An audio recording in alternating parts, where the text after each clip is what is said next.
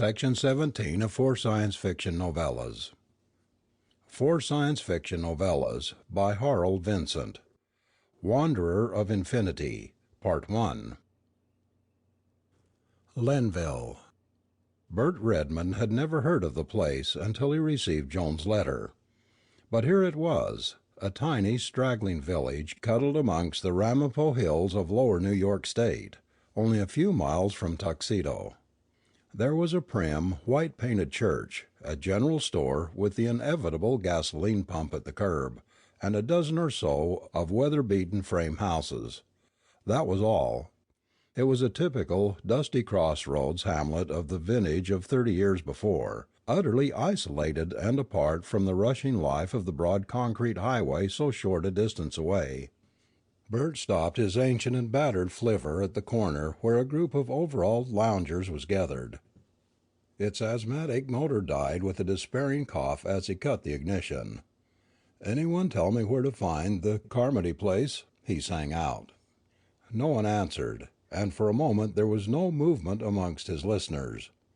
Then one of the loungers, an old man with a stubble of gray beard, drew near and regarded him through thick spectacles. "You ain't aimin' to go up there alone, be you?" the old fellow asked in a thin, cracked voice. "Certainly. Why?"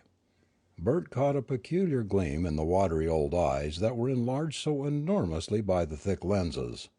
It was fear of the supernatural that lurked there, stark terror almost. "Don't you go up to the Carmody place, young feller. They's queer doin's in the big house, is why. Blue lights at night and noises inside and a cracklin' like thunder overhead."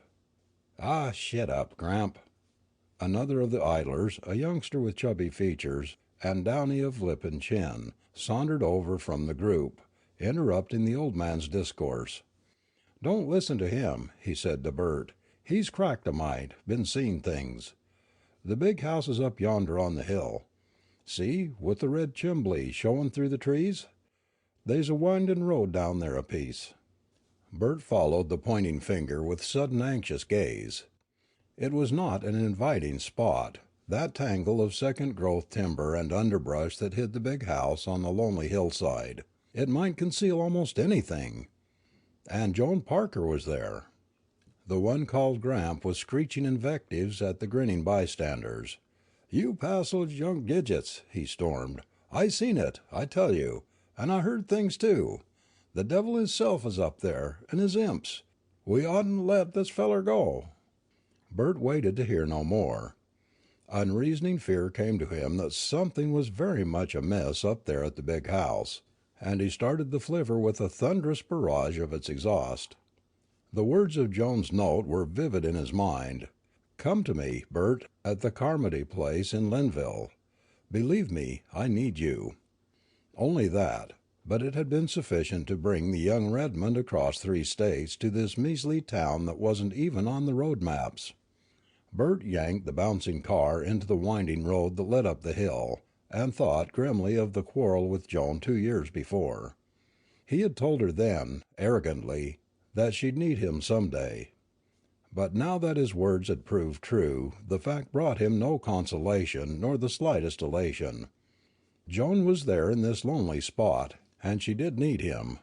That was enough. He attacked it in vain with his fists. He ran nervous fingers through his already tousled mop of sandy hair, a habit he had when disturbed, and nearly wrecked the car on a gray boulder that encroached on one of the 2 ruts which, together, had been termed a road. Stupid, that quarrel of theirs. And how stubborn both had been! Joan had insisted on going to the big city to follow the career her brother had chosen for her. Chemistry, biology, laboratory work. Bert sniffed even now. But he had been equally stubborn in his insistence that she marry him instead, and settle down on the Middle Western fruit farm. With a sudden twist, the road turned in at the entrance of a sadly neglected estate. The grounds of the place were overrun with rank growths and the driveway was covered with weeds. The tumble-down gables of a decrepit frame house peeped out through the trees. It was a rambling old building that once had been a mansion, a big house of the natives. A musty air of decay was upon it, and crazily askew window shutters proclaimed deep-shrouded mystery within. Bert drew up at the rickety porch and stopped the flivver with its usual shuddering jerk. As if his coming had been watched for through the stained glass of its windows, the door was flung violently open. A white-clad figure darted across the porch, but not before Bert had untangled the lean 6 feet of him from under the flivver's wheel and bounded up the steps. "Joan!" "Bert, I'm sorry." "Me too," swallowing hard. Bert Redmond held her close. "But I won't go back to Indiana." The girl raised her chin and the old defiance was in her tearful gaze. Bert stared. Joan was white and wan, a mere shadow of her old self. And she was trembling, hysterical. "That's all right," he whispered. "But tell me now, what is it? What's wrong?" With sudden vigor she was drawing him into the house. "It's Tom," she quavered. "I can't do a thing with him, can't get him to leave here, and something terrible is about to happen." "I know. I thought perhaps you could help, even if—" "Tom Parker here?" Bert was surprised that the fastidious older brother should leave his comfortable city quarters and lose himself in this God-forsaken place. "Sure, I'll help, dear, if I can." "Oh, you can. Oh, I'm sure you can," the girl went on tremulously. A spot of color flared in either cheek. "It's his experiments. He came over from New York about a year ago and rented this old house. The city laboratory wasn't secluded enough. And I've helped him until now in everything. But I'm frightened. He's playing with dangerous forces. He doesn't understand, won't understand. But I saw—" And then Joan Parker slumped into a high-backed chair that stood in the ancient paneled hall. Soft waves of her chestnut hair framed the pinched, terrified face, and wide eyes looked up at Bert, with the same horror he had seen in those of the old fellow in the village. A surge of the old tenderness welled up in him, and he wanted to take her in his arms. "Wait," she said, swiftly rising. "I'll let you judge for yourself. Here, go into the laboratory and talk with Tom." She pushed him forward and through a door that closed softly behind him. He was in a large room that was cluttered with the most bewildering array of electrical mechanisms he had ever seen. Joan had remained outside. Tom Parker, his hair grayer and forehead higher than when Bert had seen him last, rose from where he was stooping over a workbench. He advanced, smiling, and his black eyes were alight with genuine pleasure. Bert had anticipated a less cordial welcome. "Albert Redmond!" exclaimed the older man. "This is a surprise. Glad to see you, boy, glad to see you." He meant it. Tom did, and Bert wrung the extended hand heartily. Yet he dared not tell of Joan's note. The two men had always been the very best of friends, except in the matter of Joan's future. "You haven't changed much," Bert ventured. Tom Parker laughed. "Not about Joan, if that's what you mean. She likes the work and will go far in it." "Why, Bert—" "Say, wait a minute." Bert Redmond's mien was solemn. "I saw her outside, Tom, and was shocked. She isn't herself. Doesn't look at all well. Haven't you noticed, man?" The older man sobered and a puzzled frown crossed his brow. "I have noticed, yes. But it's nonsense, Bert, I swear it is. She has been having dreams. Worrying a lot, it seems. Guess I'll have to send her to the doctor." Dreams? Worry? Bert thought of the old man called Gramp. "Yes, I'll tell you all about it, what we're working on here, and show you. It's no wonder she gets that way, I guess. I've been a bit loony with the marvel of it myself at times. Come here." Tom led him to an intricate apparatus which bore some resemblance to a television radio. There were countless vacuum tubes and their controls, tiny motors belted to slotted discs that would spin when power was applied, and a double eyepiece. "Before I let you look," Tom was saying, "I'll give you an idea of it, to prepare you. This is a mechanism I've developed for a study of the less understood dimensions. The results have more than justified my expectations. They're astounding. Bert, we can actually see into these realms that were hitherto unexplored. We can examine at close range the life of these other planes. Think of it!" "Life? Plane? Dimensions?" said Bert blankly. "Remember, I know very little about this science of yours." "Haven't you read the newspaper accounts of Einstein's researches and of others who have delved into the theory of relativity?" "Say, I read them, but they don't tell me a thing. It's over my head a mile." "Well, listen. This universe of ours, space and all it contains, is a thing of 5 dimensions, a continuum we have never begun to contemplate in its true complexity and immensity. There are 3 of its dimensions with which we are familiar. Our normal senses perceive and understand them: length, breadth, and thickness. The 4th dimension, time, or more properly, the time-space interval, we have only recently understood. And this 5th dimension, Bert, is something no man on earth has delved into, excepting myself." "You don't say?" Bert was properly impressed. The old gleam of the enthusiastic scientist was in Tom's keen eyes. "Surest thing. I've called this 5th dimension the interval of oscillation, though the term is not precisely correct. It has to do with the arrangement, the speed and direction of movement, and the polarity of protonic and electronic energy charges of which matter is comprised. It upsets some of our old and accepted natural laws, one in particular. Bert, 2 objects can occupy the same space at the same time, though only one is perceptible to our earthbound senses. Their differently constituted atoms exist in the same location without interference, merely vibrating in different planes. There are many such planes in this 5th dimension of space, all around us, some actually inhabited. Each plane has a different atomic structure of matter, its own oscillation interval of the energy that is matter, and a set of natural laws peculiar to itself. I can't begin to tell you, in fact. I've explored only a fraction. But here, look." Tom's instrument set up a soft purring at his touch of a lever, and eerie blue light flickered from behind the double eyepiece, casting grotesque shadows on the walls and ceiling, and paling to insignificance the light of day that filtered through the long unwashed windows. Bert squinted through the hooded twin lenses. At first he was dazed and confused by the rapidly whirling light images, but these quickly resolved into geometric figures, an inconceivable number of them, extending off into limitless space in a huge arc, revolving and tumbling like the colored particles in an old-fashioned kaleidoscope. Cubes, pyramids and cones of variegated hues. Swift rushing spheres and long slim cylinders of brilliant blue-white, gleaming disks of polished jet, spinning. Abruptly the view stabilized, and clear-cut stationary objects sprang into being.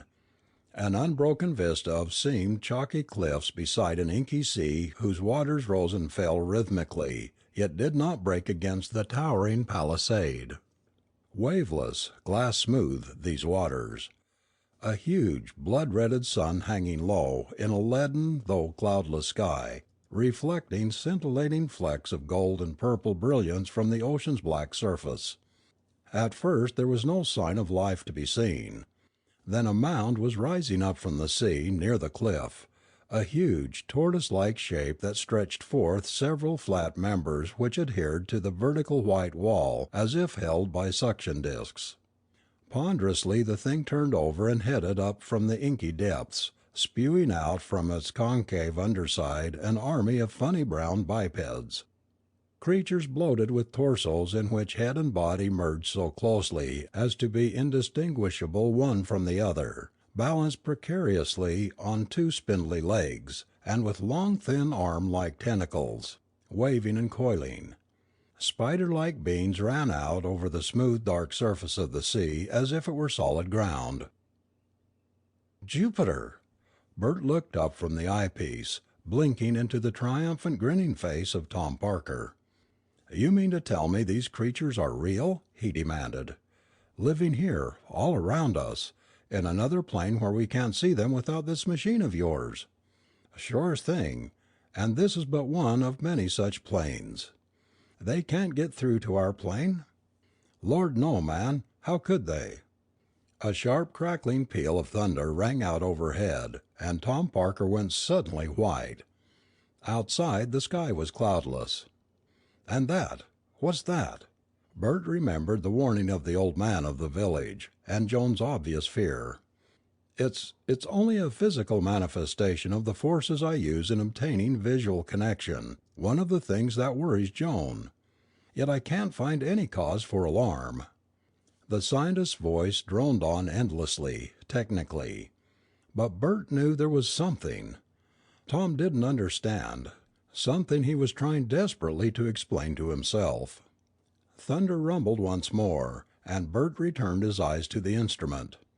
Directly before him in the field of vision a group of the Spider-Men advanced over the pitchy sea with a curiously constructed cage of woven transparent material which they set down at a point so close by that it seemed he could touch it if he stretched out his hand. The illusion of physical nearness was perfect. The evil eyes of the creatures were fastened upon him, tentacle arms uncoiled and reached forth as if to break down the barrier that separated them. And then a scream penetrated his consciousness, wrenching him back to consideration of his immediate surroundings.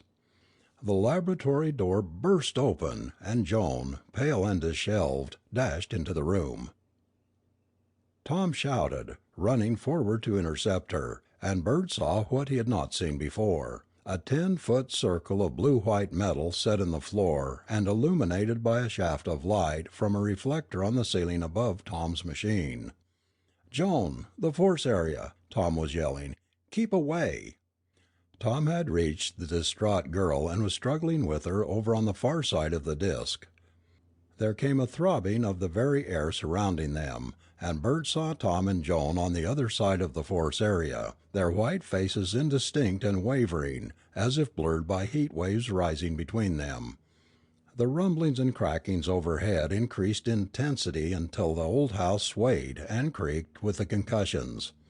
Hazy forms materialized on the lighted disk. The cage of the transparent, woven basket, dark spidery forms within. The creatures from that other plane. "Joan! Tom!" Bert's voice was soundless as he tried to shout, and his muscles were paralyzed when he attempted to hurl himself across to them. The blue light had spread and formed a huge bubble of white brilliance, a transparent elastic solid that flung him back when he attacked it in vain with his fists. Within its confines he saw Joan and her brother scuffling with the Spider-Men, tearing at the tentacle arms that encircled them and drew them relentlessly into the basket-weave cage.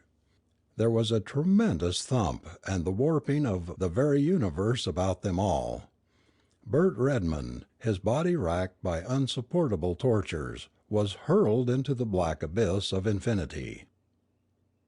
This was not death, nor was it a dream from which he would awaken.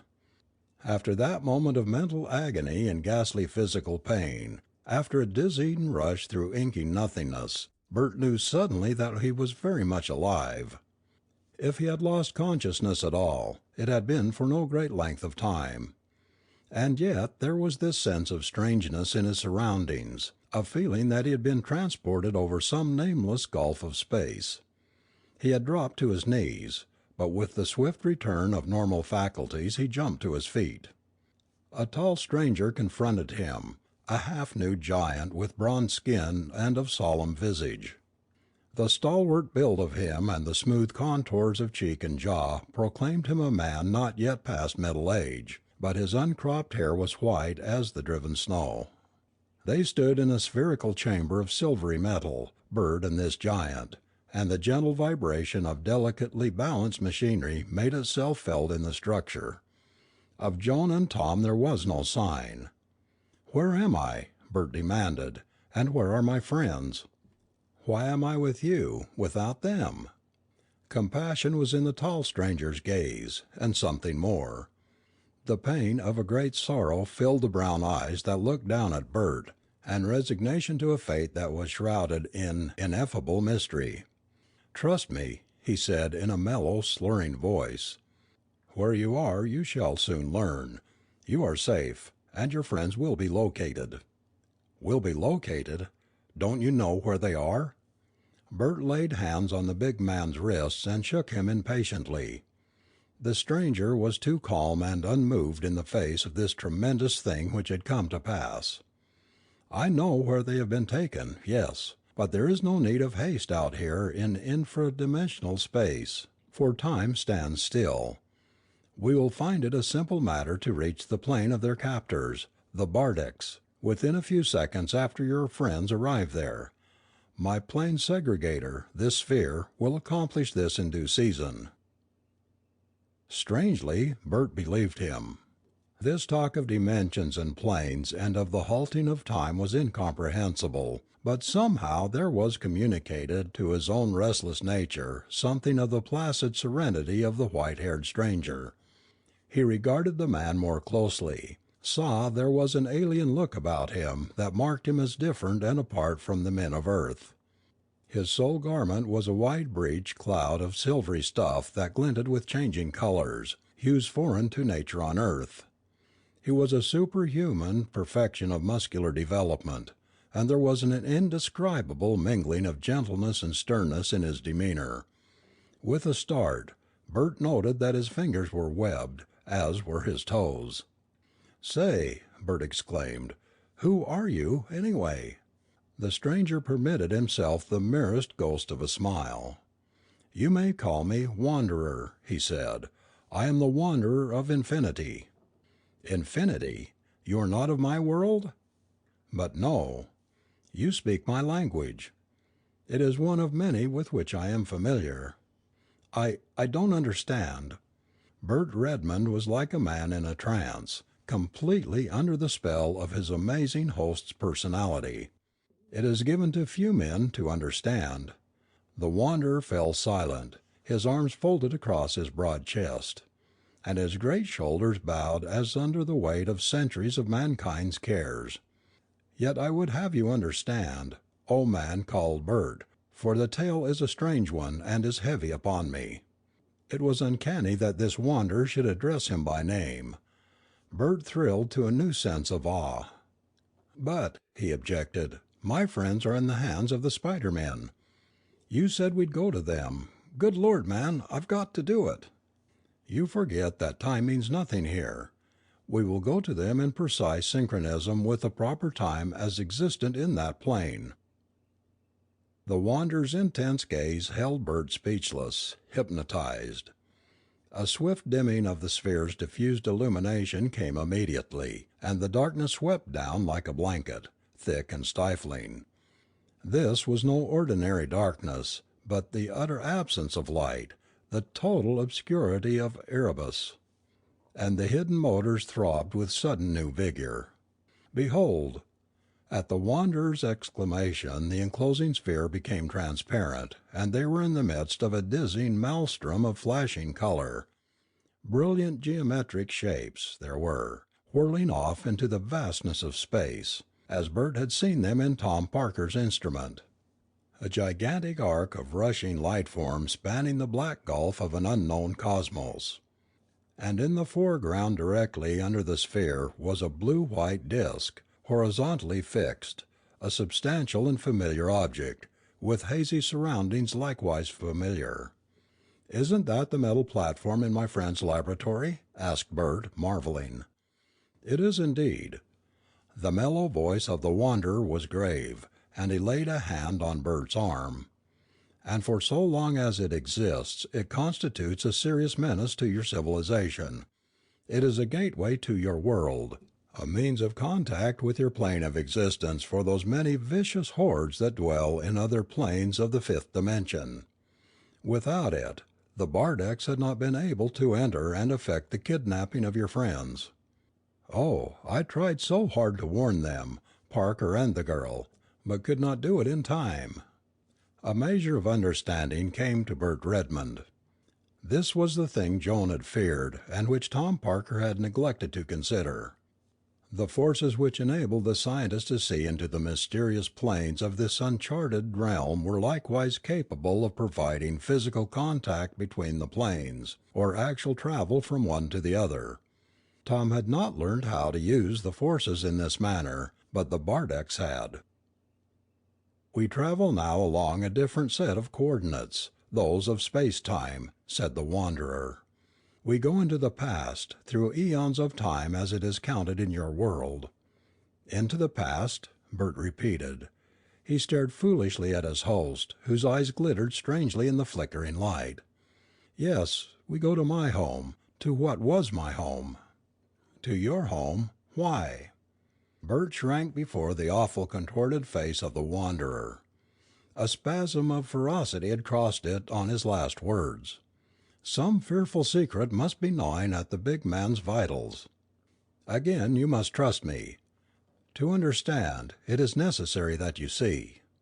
The gentle whir of machinery rose to a piercing shriek, as the Wanderer manipulated the tiny levers of a control board that was set in the smooth transparent wall.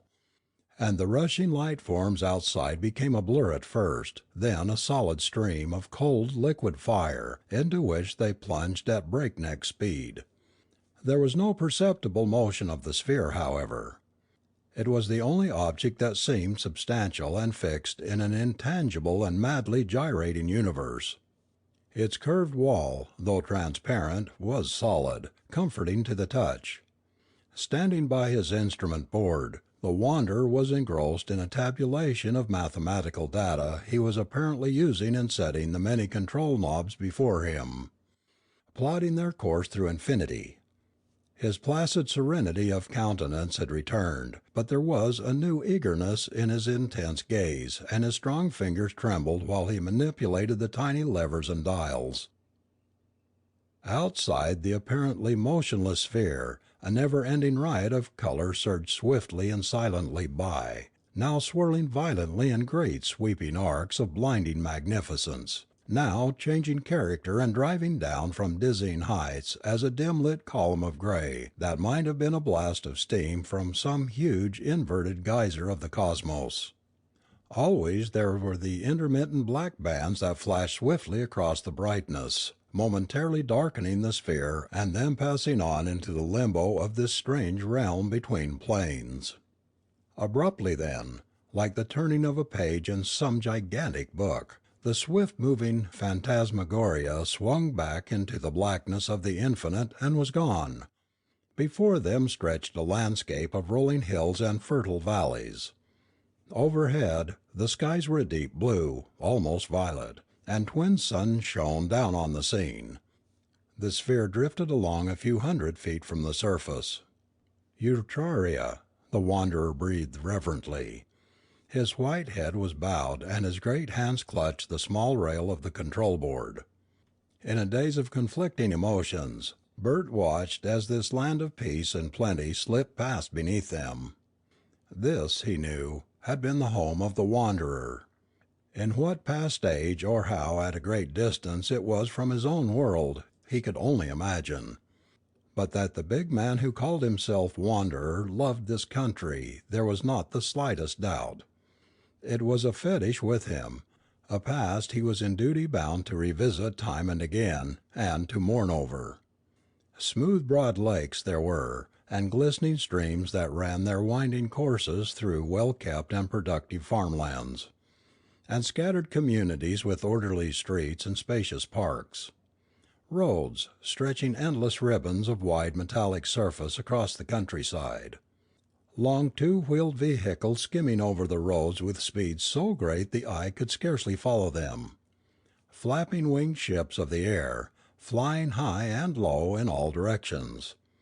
A great city of magnificent dome-topped buildings looming up suddenly at the horizon. The sphere proceeded swiftly toward the city. Once a great airliner, flapping huge gossamer-like wings, dove directly toward them. Bert cried out in alarm and ducked instinctively, but the ship passed through them and on its way. It was as if they did not exist in this spherical vehicle of the dimensions. End of section 17.